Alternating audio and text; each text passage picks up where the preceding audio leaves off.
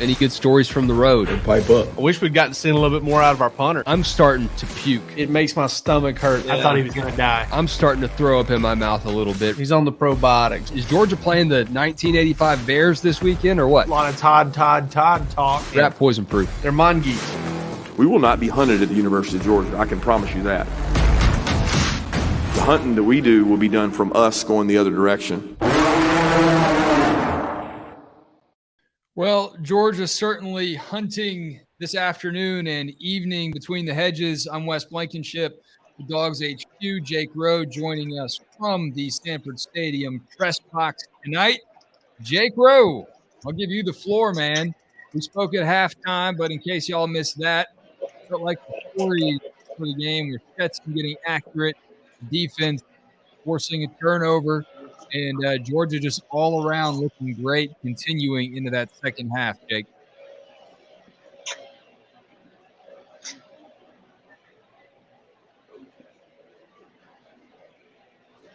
Jake, can you hear me? Let's get Jake on here. I'll just sum up how the game went for Georgia. I know you're probably watching the Alabama-Tennessee game as well. If you got us pulled up here, that's all right. Georgia with the win, 55-0. Vandy has not scored a point on the Dogs since 2019. Of course, Georgia and Vandy didn't play in 2020, but I'm not sure that it would have mattered. As the Dogs continue their dominance over Vandy and move on to 7-0. And the Dogs will head to a much-needed bye week to try and get healthy. I'm going to try to get Jake Rowe in here in a minute. Let's see if he can hear me here. Apologize for that. I think Jake's ready for the bye week too. Let's see. He's got his mic turned off. Let me turn that off. Let me unmute you. You're muted, Jake. Can't wait to hear what Jake thinks about this game. The bottom line for the Dogs, we said it going into this game. We said it all week. Georgia needed to show what they showed against Oregon, that 49-3 game, regardless of who they were playing, that they could dominate. And they did that today. I don't know if they've had a complete game to this magnitude all season. And I know you're going to say it was just Vandy. Jake, can you hear me now? Yeah, I got you, bud. Okay. So as we said at halftime, Stetson was the big storyline, getting accurate, getting right. The passing game looked good. Georgia scored in the red zone. All the doubts that people had about this team going into the game are sprinkled throughout the season. Georgia put on a little display to prove that they could still do it. Now, it was against Vanderbilt. They need to prove it against good competition. But I think for the Georgia fans out there, you certainly feel much better about this game tonight and about the bye week moving forward before this big stretch against Florida, Tennessee, Kentucky, Mississippi State than you did a couple weeks ago. There's no doubt about it, Wes. And listen, I'm not going to sit here and say Georgia won anything more than one ball game with the way they played today. But it was a reminder that if you forgot about week one and you forgot about, the first half of week two and you forgot about week three and the first quarter or so of week, 4, this team can get off to fast starts. This team can come out and look like it's ready to play and not play sloppy football. I'm sitting here looking at the game, right? And I'm looking at kind of the stats as I, go over because, like I said, whenever I talked to you at halftime, I didn't know that it was that good for Stetson throwing the ball. Well, looking at some other stuff, 3 penalties for 29 yards today. Massive. I mean, that's the kind of thing you need to get back to if you're Georgia. No turnovers. Again, massive. First time in the past, Georgia, I think, went the first, 3 or 4 games with no turnovers. And then they had like a little stretch there of 3 straight games where they turned it over in every game. Turned it over twice against Kent State and Missouri each. And then they come out here today. They keep the turnovers down and they keep the turnovers down. They keep the penalties down. And then you look at the score, it's 55-0. It's Georgia outscoring Vanderbilt on a 2-year stretch here, 117-0, I think is what it is. Wow. Vanderbilt hasn't scored a touchdown on Georgia since 4 seconds left in the first half in 2018. That's the last touchdown Vanderbilt scored against Georgia. So dominant effort, what you should see from Georgia. I say that knowing that, hey, Vegas had them favored by 37.5. We know what that means. That and $1 will buy you, won't even buy you a Coke anymore. That and $2 will. But 55-0, I don't know. I don't know if you should expect any team to beat any team quite like that. And Georgia came out and played really well today on both sides of the ball. Yeah, I don't care who you're playing. 55-0 looks good. Thanks for watching, tuning in with us live on the Georgia Show as we break down this Georgia Vandy 55-0 victory. I know many of you have eyes on Knoxville at the moment, so I get that.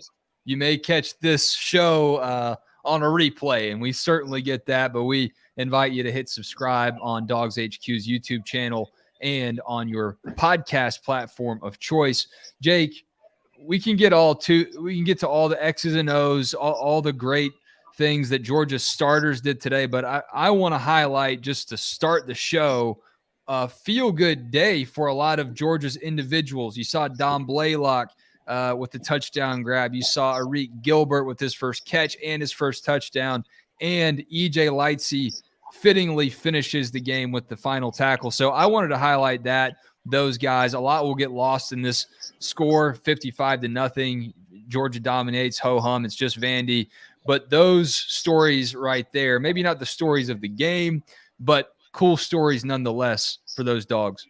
Yeah, I mean, Dominic Blaylock, two torn ACLs in the same knee, right? Comes out today, has another productive game. He had two in a row. And has a very productive day today with a touchdown catch that I think was probably one of Georgia's better plays of the day, considering the situation, considering the way it went down. But, doing that twice in the same knee, listen, man, I had a torn ACL before, and I was crying coming out of surgery because I didn't know if I'd ever be worth anything anymore. But I may have had something to do with those stuff they give you during surgery. But, that's how mentally weak I am. And, Dominic Blaylock came back from two of them and is now – becoming a real significant part of this Georgia offense. Arik Gilbert, I don't even know what to say there because there's so much I don't understand and so much everybody needs to understand that they don't understand. I read the Facebook comments. We post stories on them. Folks need to get a grip. You're a braver man than I am. I don't even let my eyes meet them. Those folks need to kind of grow up a little bit because they don't know what the kid's been through. And, for him to kind of – look, you can say what you want about him not living up to five-star expectations. He never asked for that. But it does look to me like he's committed to keeping on. And there's something to be said for that. Georgia's stuck with him. And, I've had people ask me, before games, after games, buddies, text message threads, why does Georgia feel the need to invest so much in him? And again, there's a lot going on with his personal story that we don't even know about. And I don't want to speculate about it, but for Georgia to appreciate his career, his skills as a football player, whether he's able to use them right now or not. I mean, I think it says a lot about Georgia and it says a lot about him to still be out there and to still even trust him to go. I mean, last week or 2 weeks ago, we heard Kirby Smart answer the question about why he traveled to Missouri, even though he hadn't been playing. I mean, there's clearly some loyalty, some allegiance, but also a lot of heart on both sides of that relationship.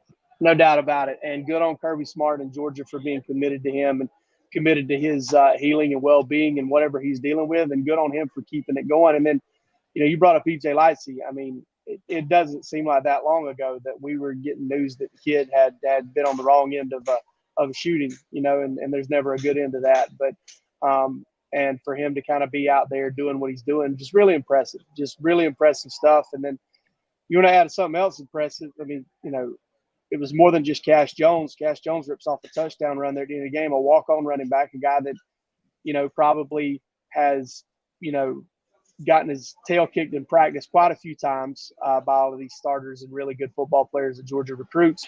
But not just Cash Jones, Nyland Green, coming up with that, pressure, just the way Georgia's reserves on both sides of the ball finish that ball game. It's not 55-0 if those guys don't do what they do.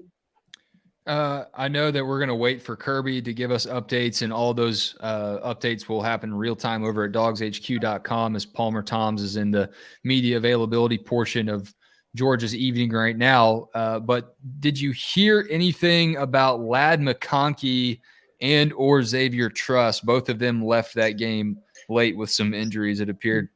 Didn't hear anything about either guy, but and I didn't really observe much about Truss once he came off the field.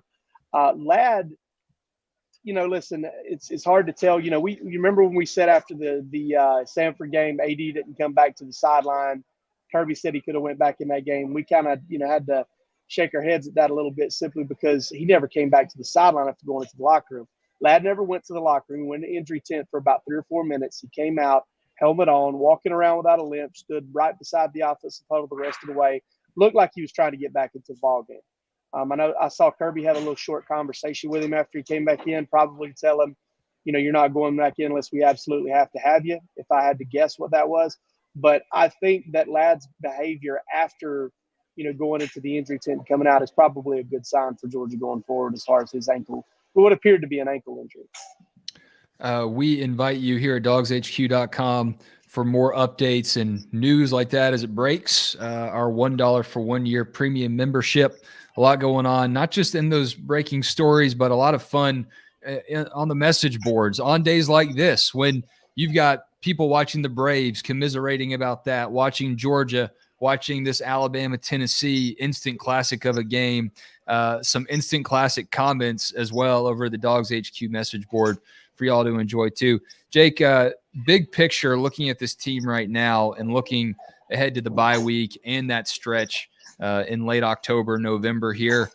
We said this is what Georgia needed to do. We also said they needed to get healthy. If there's anything that Georgia, in your mind, needs to really tighten up right now, what is it? I feel like the team, the story of it from start to finish in the first half anyway, has kind of come full circle. They were dominant against Oregon. The Sanford game was what it was. They dominated at South Carolina, had some turbulence along the way, and then really started to take off again in the second half against Auburn. And obviously in this game too, being really physical and executing really well. You've seen Georgia teams get hot at the right time. And in some cases you wonder, is the bye week perfect timing or is it going to disrupt the flow? I'm of the mind that the flow is great, but this team really needed to get healthy first and foremost. Yeah, they do. They really do need to get healthy. I mean, they got to get A.D. Mitchell and Smile Munden and Jalen Carter back, Chaz Chambliss, Tresman Marshall 100%. They've got to get some of those things worked out. Probably Stetson's probably going to be a little sore. He took some hits there in the second half when Vanderbilt just started bringing everything and everybody that they possibly could. Even lined up with, I believe, 12 men on the field there at one point. I would say, Wes, if there's one thing, and Kirby talks about this, about it being a work week. I'm sure we're going to hear that about the bye week being a work week. They're not going to take it off. Got to work on tackling. I thought their tackling today wouldn't show by a 55-0 score. Some of that's, because of a turnover that Georgia created. But I think that one of the main things that Georgia's got to work on, they got to get the guy on the ground a little bit better, especially the secondary. They just didn't tackle that well today.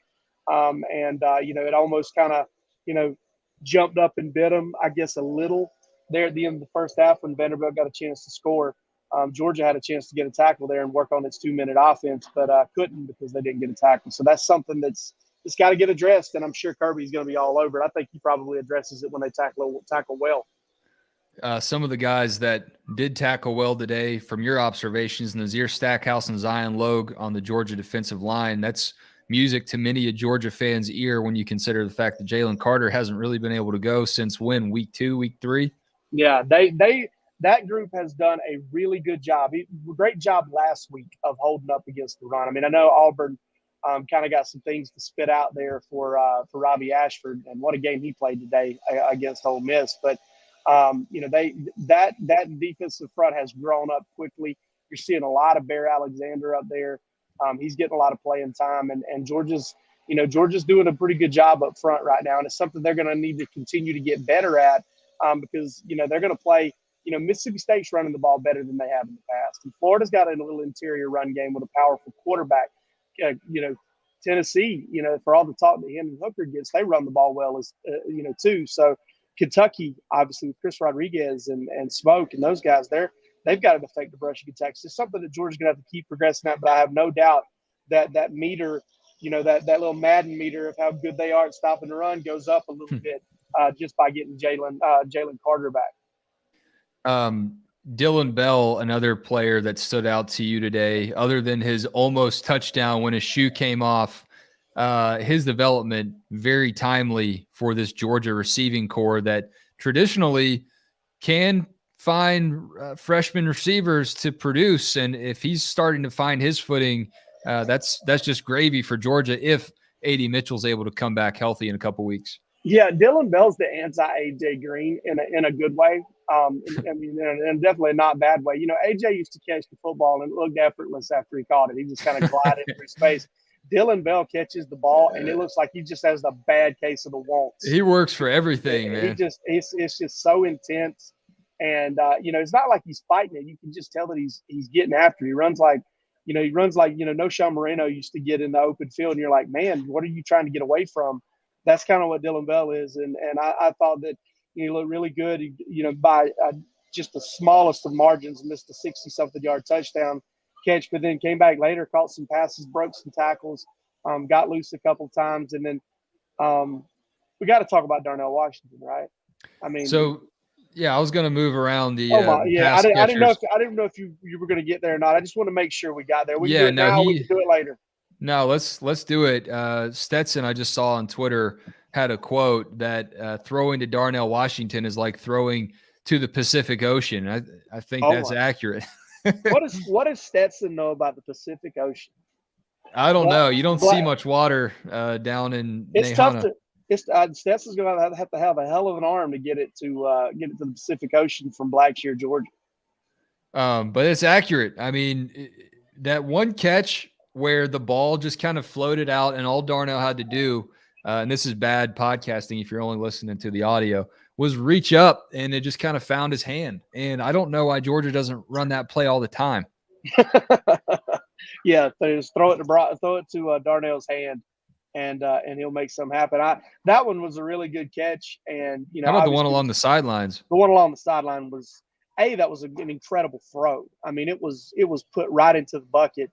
And then for Darnell, Vandy almost made a really good defensive play on it, just getting a hand in there. But Darnell showing off kind of the strong hands. And I think it was really important for him to come back with a game like that because he was kind of a non-factor last week at times and had two horrible blocking penalties that kind of knocked Georgia out of a chance to maybe do a little bit more against Auburn. But he did some good things today, some really good things. Georgia really, that play reminded me, Georgia had some battles with the referees today. I don't want to say that the refs called a bad game, but it's just freakish how many reviews the Dogs had to survive today. And they didn't, I don't think they fared too well against them today. Let's see. That one worked, but then the Kieris was clearly not a touchdown, and then the Dylan Bell play was. I didn't see it on TV, but I don't have a great picture on the TV that I watch while I'm in here working, so I don't know. Yeah, I couldn't really tell you. They said his elbow was down. I'm sure they didn't miss that. Look, Georgia doesn't want to have to figure this out, but Carson Beck, again, against the defense that probably just wanted to go back to Nashville. But Carson Beck's velocity is something that the Braves could have used on the mound in the postseason. Yeah, I don't know. They probably could have used it. They probably got to hit some too, but sad day as far as that goes. But I was really impressed with Carson Beck. Now I want to say this, but when the fourth quarter started, Georgia had the football for 31 of the first 45 minutes of the game. So it wasn't like he's out there against a fresh, wide open defense that was, rushing the passer as well as it could and all that stuff. Georgia had really worn them down at that point. But, I mean, you still got to make throws and catches. You still got to see the field. You still got to move around in the pocket to buy time here and there. And Carson Beck did all of that so well.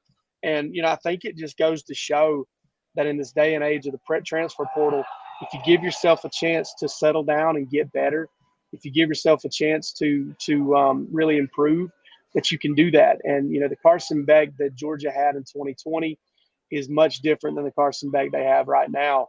And, I'll say this, I don't, there's no way of really knowing it until he gets tossed in there. But I know that I don't necessarily feel the way I did about Georgia's offense if Stetson Bennett goes down, because I think Carson Beck's got some juice there and can do some good things for him. I would, obviously you'd love to know what does this kid look like in the first quarter of a hostile environment when an opposing defense has got a good pass rush and those guys are flying at you. But we still don't know. We don't know that about Stetson Bennett this season. Not this season, but he's been there. And I can't say enough about Carson Beck and how much better he's gotten. And we've been hearing, it's one of those things that's like, you'll check with people that that around the program. You're like, hey, what's going on? I try to check on the quarterbacks at least every once 2 or 3 weeks just to see what's being said. And, every single time it's like, man, Carson has come a long way. Speaking of place that'll take you a long way, Breaking Tea, our partners in the apparel game, have some great NIL collections going on for several Georgia players. The shirts look good on you. You need a new one. Go check them out. There's a link to Breaking Tea in this episode. Jake, I don't want to keep you for too much longer. I think we have got this game canvassed, other than whatever comes out of the post-game quotes from Kirby Smart and some of the players. But I do want to just get your final, I guess, for tonight before we do our final thoughts on Sunday night, like we always do at 8:30 here at DawgsHQ. What are your final first half of the season thoughts for this Georgia team? And I say first half, obviously not in the game column, but in the before the bye week column. Yeah. So this team's showing you what it's capable of. And I've talked about this numerous times is, the challenge is trying to incrementally increase that ceiling, incrementally increase that floor to the point that when you play poorly, you're still good enough to win games. And when you play really well, you're good enough to beat anybody on their best day. I think Georgia's getting there. I think it's happening. I think they responded well to some adversity that they went through there a couple weeks in a row there with Kent State. Some adversity they created themselves with turnovers and things of that nature.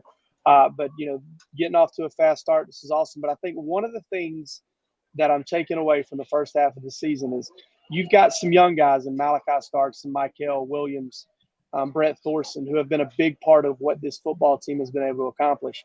And we don't talk about them every week. They're nameless, faceless contributors, but they're doing their job.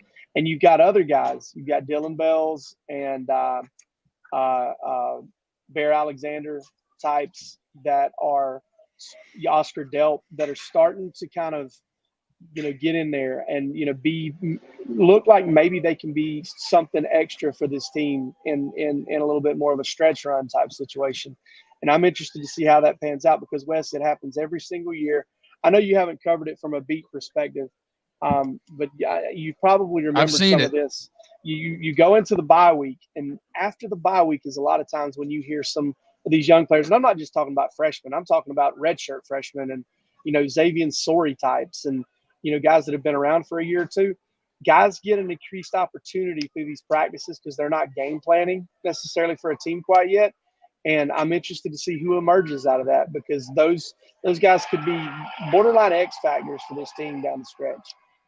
Yeah, I think it just goes to show how important, obviously, but how vital the recruiting pipeline is for this program right now with some of these names that fans will not consider to be household names even by the end of this season, but they are all paving that road, like you said, of incremental gains. And can't wait to talk to you again about this one tomorrow night, Jake, 8:30 p.m. Eastern. Palmer Toms will join us with some fresh perspective, some younger eyes as well on the show. We always need that younger perspective here on the Georgia Show.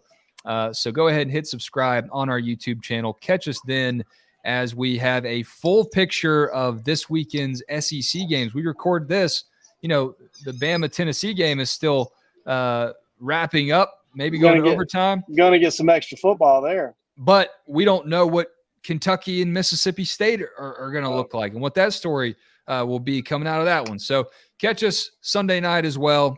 Thanks again, as always, Jake. We'll do it again soon, man. All right, dude.